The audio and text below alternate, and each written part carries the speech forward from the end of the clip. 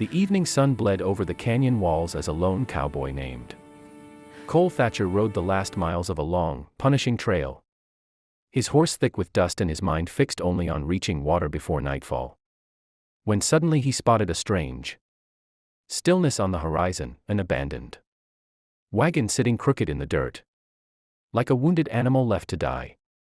Cole slowed his horse, narrowing his eyes as the sinking light revealed the shape of a woman leaning against the sideboards, her dress torn, her hair tangled with wind and grit, and 5 small children clinging to her skirts as if afraid she might disappear into the dust.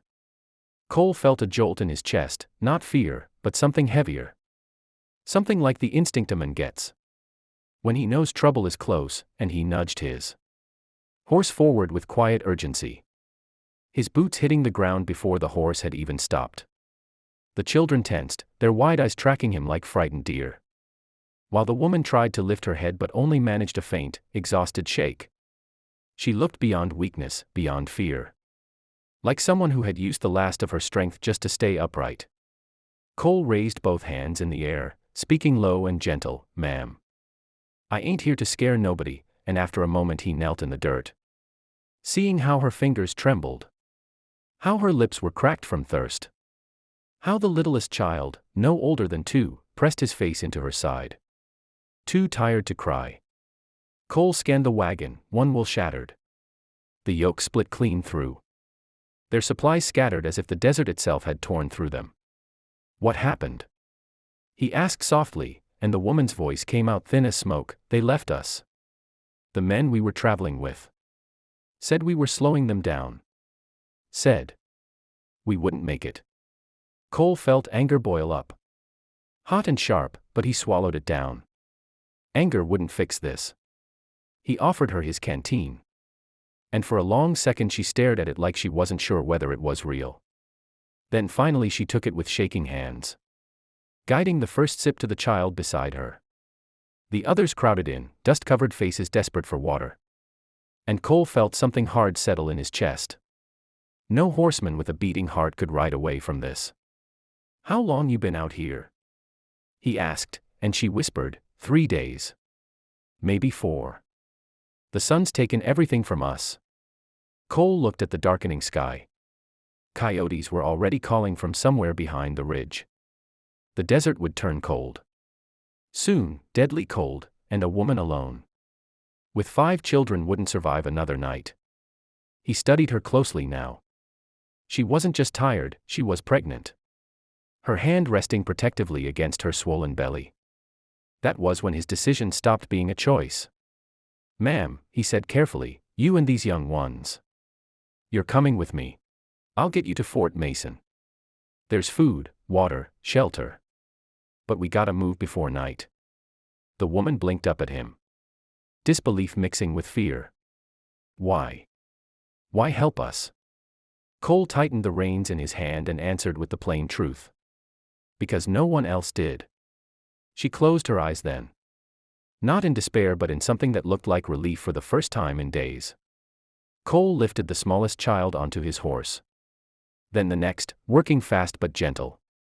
And when he put out his hand to help the woman stand, she hesitated only a moment before letting him steady her.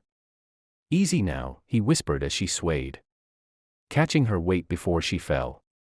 And as the wind picked up and the canyon shadows stretched over them, Cole Thatcher silently vowed that nothing on God's earth would harm this family as long as he still drew breath. Cole guided the family slowly through the rising dusk, leading his horse by the reins while the children clung to the saddle, their small hands gripping whatever they could as the wind carried the cold bite of oncoming night. The woman, whose name he soon learned was Clara, walked beside him, leaning slightly on his arm with each step, her breath shallow, her strength nearly gone after days without proper food or water. The trail toward Fort Mason was long and treacherous, a narrow path cutting between rock walls where shadows curled like living things. But Cole kept his voice steady as he spoke to her, offering small reassurances, how far they'd come, how close they were getting, how the fort's lanterns would soon be in sight. Clara barely nodded, her eyes half open. But the children watched Cole like he was the first safe thing they'd seen in days.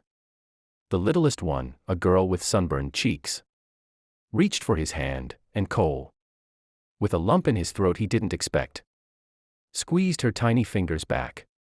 As the sky dimmed, a deep howl rolled across the canyon, closer this time, and Clara stiffened, fear jolting through her tired steps. "Coyotes," she whispered, and Cole shook his head. "Wolves," he said quietly, not wanting to lie. He scanned the ridge, noticing fresh tracks in the dirt, 4, maybe 5 animals trailing them. He had a rifle strapped to the saddle, but with a pregnant woman and 5 children to protect, a shootout in the dark was the last thing he wanted. "Keep moving," he murmured, "we're not far from Canyon Spring. We can rest there." Clara stumbled as another contraction gripped her, a flash of pain crossing her face before she tried to hide it. Cole caught her waist, steadying her gently. "Ma'am, how long?"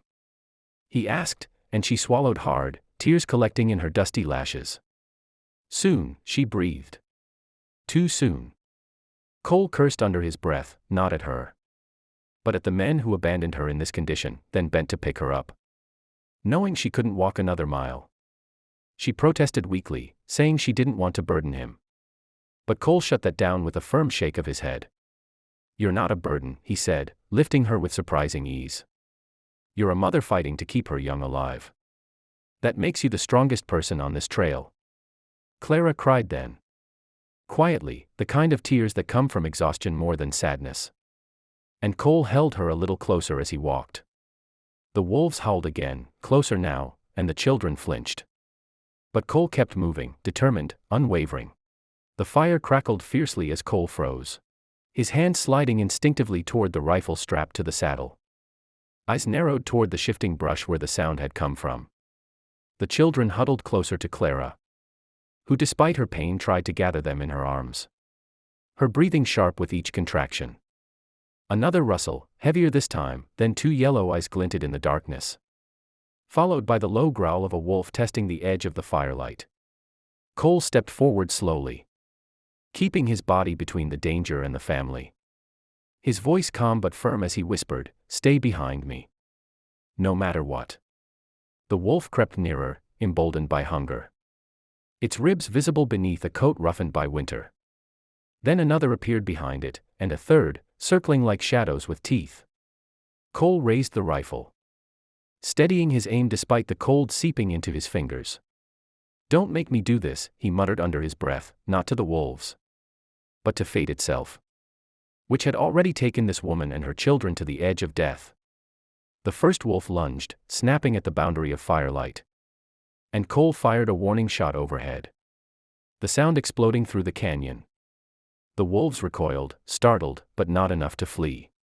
Clara cried out as another contraction hit, and Cole knew time was disappearing faster than the firewood.